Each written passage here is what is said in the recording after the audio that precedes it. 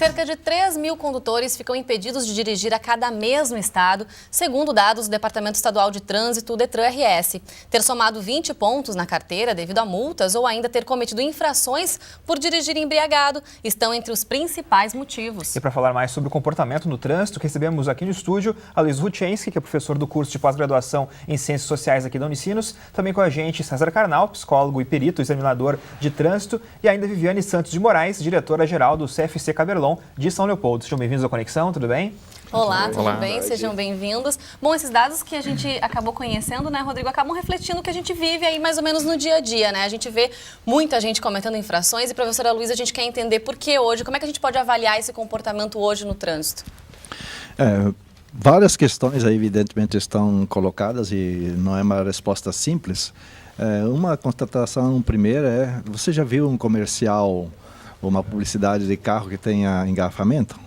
Ou que tenha acidente de trânsito? Sempre as ruas limpas, né? O carro andando veloz. Tudo fantástico e, portanto, não existe carro que não seja veloz.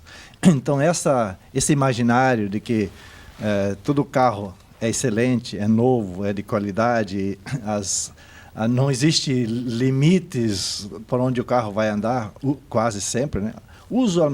Ocasionalmente tem uma estrada pela qual o carro na publicidade anda. Isso cria tudo um imaginário de que quem está à frente do volante é efetivamente alguém também potente. Não só o carro é potente, mas também o diretor, o dirigente, o motorista é algo muito potente. Ele é o senhor das ruas, né? A pessoa que vai passar, até em programas de picape, às vezes tem também um espaço meio assim acidentado, mas a picape passa de forma sublime, vai passando e o cara é o senhor das ruas, né?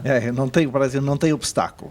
Ora, tudo isso cria imaginário. E esse imaginário, evidentemente, querendo ou não, é verdade que ele não afeta de forma igual a todos os motoristas. Não dá para dizer, os gaúchos, todo motorista é assim, isso seria equivocado. Mas, de qualquer forma, cria uma cultura, um imaginário de um potencial e que, para o qual a legislação pode ser, não só ser um obstáculo, mas, sobretudo, ser incapaz de impedi-lo de exercer aquilo que não deveria exercer à frente da direção. E César, como é que então o emocional do motorista interfere nas reações dele no trânsito? Com certeza o emocional interfere, porque o dirigir é um ato perceptivo. Existem muitas campanhas com a questão do álcool e uso de outras drogas que isso interfere, mas se a gente for pensar, a pessoa estando muito alegre, a pessoa também tem a sua percepção alterada. A pessoa estando muito chateada ou muito preocupada, isso também interfere na sua percepção. Porque o motorista ele vai estar dirigindo um carro, no mínimo, de 1 tonelada e que pode atingir facilmente 100 km por hora. Então, a questão emocional ela é de extrema importância na avaliação de um acidente. Por que tem essas campanhas da questão do álcool? Porque o álcool ele é um depressor do sistema nervoso. Então, se a pessoa bebe, a pessoa fica com a sua percepção alterada e, obviamente, se coloca em risco. E o trânsito, a direção defensiva, é quanto menos situações de risco a pessoa puder se colocar, melhor é a chance de ela não se envolver no acidente e poder reagir adequadamente a uma situação de perigo. No CFC, Viviane, como é que vocês procuram trabalhar também essa parte emocional, psicológico também das pessoas que estão aí fazendo a carteira de habilitação? Nos cursos, tanto teórico quanto prático no CFC, nós procuramos trabalhar essas condições adversas aí do trânsito, como os professores bem colocaram ali, que ele vai estar exposto depois quando ele estiver na condução de um veículo, né, seja do carro, seja da moto. Então, com chuva, com engarrafamento, prever que um outro pode errar, pode sinalizar erradamente e ocasionar um acidente, então ele tem que estar atento, né? Procuramos fazer muitas discussões em grupo, principalmente na aula teórica, envolvendo vídeos que retratem a realidade do trânsito hoje, para que eles tenham uma consciência melhor do que eles vão querer fazer na condução desse veículo, né? E, sobretudo, nas aulas práticas, quando se evidencia o trânsito, aí sim eles sentem na pele o que é o dia a dia, que daí eles veem o motorista do ônibus sem paciência, com um veículo de autoescola que está devidamente sinalizado e que muitas vezes eles apagam o carro e o outro buzina e o outro não tem paciência de esperar. Então, eles já vivem isso, essa pressão toda do trânsito, eles já vivem isso. Tem toda essa falta de paciência mesmo que a gente percebe, até mesmo porque as pessoas estão cada vez mais no trânsito, né? A gente vê muito mais carros nas ruas e demorando muito mais tempo para se deslocar. Então, também é um problema que acaba contribuindo para essa falta de paciência. É verdade. E quando o problema também é o outro, às vezes, né? Mas também, né? A gente tem uma pesquisa aqui, a professora Luísa, inclusive, 2 pesquisas sobre o comportamento do motorista de trânsito em Porto Alegre, no estado, e que diz que o gaúcho sempre enxerga o problema no outro, porque eu dirijo bem. Como a gente pode ver, então, porque o motorista tem essa visão distorcida da realidade, porque sempre o problema é o outro, não quem está atrás do volante, quando é você mesmo, né? É verdade que a pesquisa foi feita entre os gaúchos, mas não tem como isolar que o motorista gaúcho ou o motorista paranaense seja substantivamente distinto dele. Eu diria que isso faz parte de toda a publicidade e do imaginário criado a partir dessa publicidade, de que efetivamente quem está à frente é que tem o poder e, portanto, o poder de subjugar os que estão fora. Tanto assim que, usualmente, quem está errado é o motorista, o outro motorista, ou quem está ali impedindo de avançar na direção que ele deseja. Pode ser um pedestre ou pode ser um outro motorista de carro, ou um outro carro. E, claro, quais são as cidades do Rio Grande do Sul onde a faixa de pedestre é observada de forma regular? Essa é uma outra pesquisa interessante, porque na nossa cidade a gente sabe que existem algumas ruas onde a faixa de pedestre é observada razoavelmente. Em outras, a faixa de pedestre é meramente figurativa. Isso tem a ver com o comportamento dos motoristas, ou seja, como é que ele se comporta com os outros que estão na mesma via. E aí, claro, você pode dizer, dirige bem, que dirige mal. Na medida que ele vai dizer que o outro dirige mal, é exatamente a sua ignorância de que também ele pode ter falhas humanas. Pois é, César, é a cultura do brasileiro, então o modo como o brasileiro ele encara a vida é também uma forma de como ele encara o trânsito, ou não tem uma coisa a ver com a outra? Eu acho que uma pergunta muito interessante, tem muitas variáveis que interferem nisso, né? Claro que quando a gente está falando num trânsito mais seguro, o que a gente está falando por trás é, em primeiro lugar, o respeito à vida, né? Que é a questão da pressa, que é a questão de coisas muito corriqueiras que todos nós fizemos, né? E sempre é o outro que é o culpado, por exemplo, atender o telefone quando está dirigindo. Poucas pessoas estacionam um carro quando isso acontece. Se nós estamos dirigindo e falando no telefone e alguém faz um sinal para a gente fica muito bravo. E se nós estamos dirigindo e a gente vê alguém falando, a gente faz a mesma coisa e a gente cobra no outro uma coisa que a gente acaba não fazendo.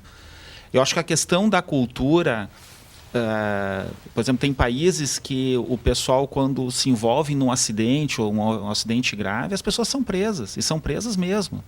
Então, se a pessoa bebe ou está em alta velocidade, se envolve no acidente, a pessoa é presa, independente da importância dela, e as pessoas não têm muita regalia nisso. Hoje, aqui no Brasil, infelizmente, acontecem acidentes muito graves e a pessoa fica, às vezes, um tempo detida e depois é liberada e ganha multa e paga e vai. Então, essa questão do respeito do outro, mas para poder respeitar o outro é uma coisa anterior. Primeiro tem que se respeitar a si, né? Acho que essa seria uma ótima campanha também para a questão do trânsito. É impressionante como o trânsito mexe com as pessoas, porque eu conheço pessoas que normalmente, enfim, no trabalho, em casa, são tranquilas, mas no trânsito elas se transformam. Elas não admitem, às vezes, ser fechada. Não, a gente não vê esse respeito mesmo, essa solidariedade. Às vezes a pessoa não reflete. Claro, às vezes ela também tem esse comportamento em outros ambientes, no trânsito não vai agir diferente, claro, mas a gente não pode negar que tem pessoas que também acabam se transformando ou querendo brigar no trânsito, ou não admitindo mesmo. A gente vê essa falta de cooperação, de solidariedade. Bom, eu quero entrar aqui. Não, tu não vai entrar aqui, eu vou passar na tua frente. Na minha frente não, né? Na minha frente não.